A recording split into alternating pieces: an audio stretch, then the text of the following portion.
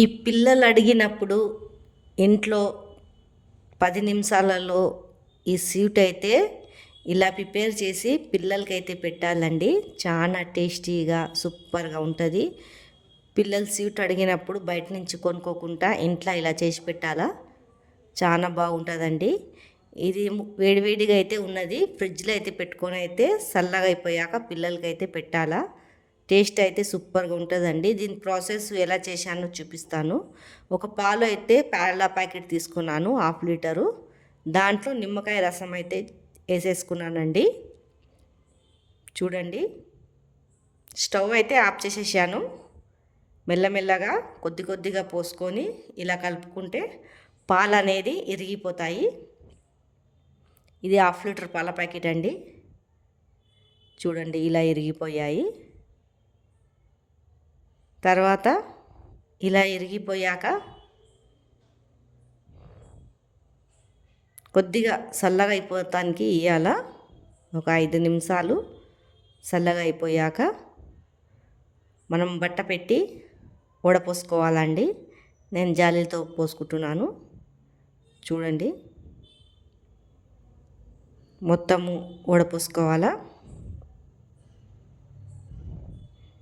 ఆ నీరు అనేది మొత్తం తీసేయాలండి. తర్వాత ఇలా చెంచాతోటి ఒత్తేస్తే దాంట్లో ఉన్నంత నీరు పోతుంది. మరొకసారి నీరు పోసి మంచినీళ్ళు పోసి అయితే కడిగేయాలండి మళ్ళీ. ఎందుకంటే మనం నిమ్మకాయ పోసుకున్నాం కదా, పులుపు అనేది ఉంటుంది. అందుకే మళ్ళీ ఒకసారి నీళ్ళతోటి కడిగేయాలి. ఇది కడుక్కున్నాక ఇలా చూడండి, కొద్దిగా చేతిలో నెయ్యి వేసుకొని దీన్ని బాగా ఇలా చేయాలండి, మ్యాష్ చేయాలా. చూడండి, ఇలా మ్యాష్ చేస్తూనే ఉండాలి. మన చేయితోటి పని అండి. మన అరచేయితోటి ఇట్లా మొత్తము మెత్తగా చేసేసుకోవాలా. చూడండి, అప్పుడే లడ్డూలు చేస్తాం కదండి, ఇరిగిపోకుండా వస్తాయి, బాగా వస్తాయండి.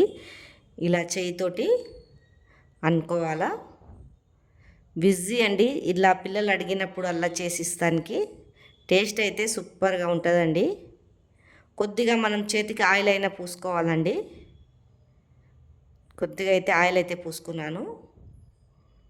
ఇలా మొత్తం అయితే మ్యాష్ అయితే చేసేసుకున్నాను. తర్వాత మన కలర్ తోటి అయితే చేసుకోవాలంటే కలర్ తోటి అయినా చేసుకోవచ్చు, లేకపోతే వైట్ గులాబ్ జామున్ అయినా చేసుకోవచ్చు.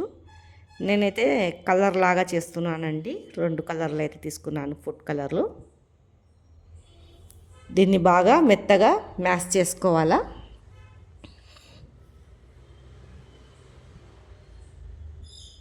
చూడండి, అదైతే ఆరెంజ్ కలర్ తీసుకున్నాను. ఇది గ్రీన్ కలర్ అయితే ఫుడ్ కలర్ అయితే తీసుకున్నానండి. ఇలా చేసేసుకున్నాక చిన్న చిన్న బాల్స్ చేసుకోవాలి. కొద్దిగా నూనె అప్లై చేసుకొని చేయికి బాల్స్ అయితే చేసుకోవాలా. ఇరిగిపోకుండా వస్తాయండి మంచిగా. చూడండి, నేనైతే చిన్న చిన్నగా చేసుకుంటున్నాను ఇలా. తర్వాత కొద్దిగా చక్కెర పాకంలో వేడైపోయాక చక్కెర పాకము అప్పుడు దీంట్లో వేసేసేయాల. వేసి ఒక మూత పెట్టేయాలండి. 2 మినిట్స్ పొంగిపోతాయి, మంచిగా ఉబ్బుతాయండి. తర్వాత ఇంకొక 1/2 లీటర్ పాలు తీసుకొని అయితే కాగపెట్టుకున్నాను. దానికి రుచికి సరిపోయేంత చక్కెర వేసుకున్నానండి. చక్కెర కరిగిపోయాక తర్వాత 2 టేబుల్ స్పూను కస్టర్డ్ పౌడర్ అయితే తీసుకున్నాను.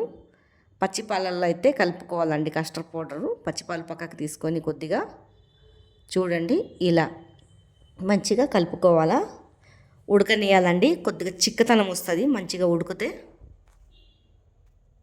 కస్టర్డ్ పౌడర్ అనేది ఉడకనియాల. చూడండి, నీళ్ళు గిట్ల అయితే ఏం పోయొద్దండి కస్టర్డ్ పౌడర్ పోసినాక. తర్వాత మనము ఉడకపెట్టుకున్న ఈ గులాబ్ జామున్లు వేసేసుకోవాలా. చూడండి, ఒక్క గులాబ్ జామున్ వేసాక ఒక 5 మినిట్స్ అయితే ఉడకపెట్టుకోవాలండి. ఎందుకంటే ఇంకా చక్కెర దాంట్లో మంచిగా పడుతుంది. చూడండి ఎంతో టేస్టీగా ఉంటుందండి ఇది. పిల్లలైతే ఒకసారి తింటే మళ్ళీ మళ్ళీ అడుగుతారు ఇలా చేసి పెడితే పిల్లలకి. ఇది చల్లగా అయిపోయాక ఫ్రిడ్జ్లో అయితే పెట్టేసుకొని తినాలండి. చాలా టేస్టీగా అయితే ఉంటుంది.